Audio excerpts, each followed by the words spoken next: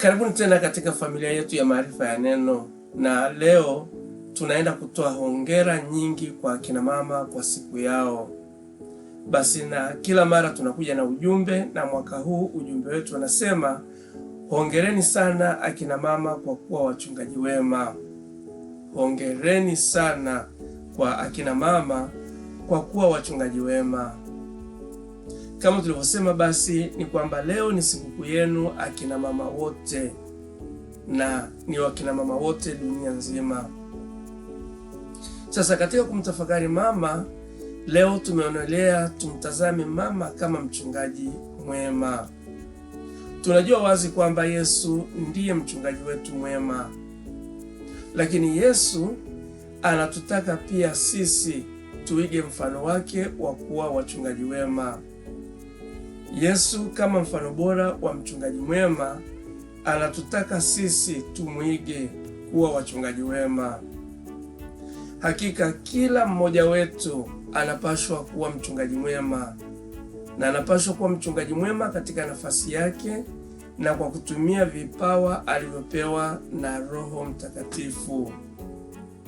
Sasa basi, nafasi ya mama hakika ni mfano bora wa kuwa mchungaji mwema.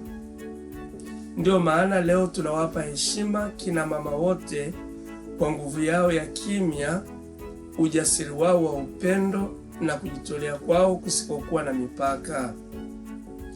Kama wachungaji wema, mama zetu hutulinda, hutuongoza na wanajitoa bila kudai malipo. Wamama wanakesha usiku kwa maombi na machozi, wakitunza watoto wao kwa upendo wa dhati na mikono ya huruma. Hakuna anayewalipa kwa kazi yao. Hakuna mshahara unaotolewa kwa matendo elfu ya huruma. Chakula wanachokipika, nguo zinazofuliwa, vidonda vinavyobusiwa na ndoto zinazowekewa mbegu. Akina mama hujitoa kila siku kwa moyo wa hiari na kwa furaha.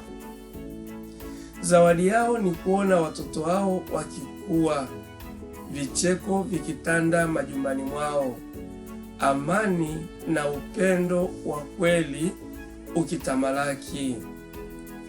Mama ni taswira ya upendo wa Mungu hapa duniani. Maandiko matakatifu yanathibitisha upendo huu wa huruma pale Mungu anaposema katika Isaya sura ya 66 mstari wa 13. Mungu anasema hivi: kama vile mama ampapasavyo mwanawe, ndivyo nitakavyowafariji ninyi. Kama vile mama ampapasavyo mwanae, ndivyo nitakavyowafariji ninyi. Ndivyo ulivyo upendo wa mama unaodhihirisha moyo wa Mungu mwenyewe.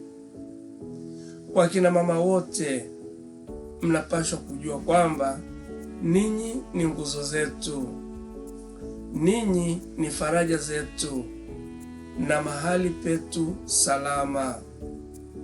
Mnaibeba mizigo ya maisha yetu mikononi na mioyoni mwenu. Mnafanya yasiyowezekana kwa imani rahisi na upendo wa kweli. Mnatufundisha kutembea, kuamini na kurudi nyumbani. Mchango wenu usibaki bila kutambuliwa.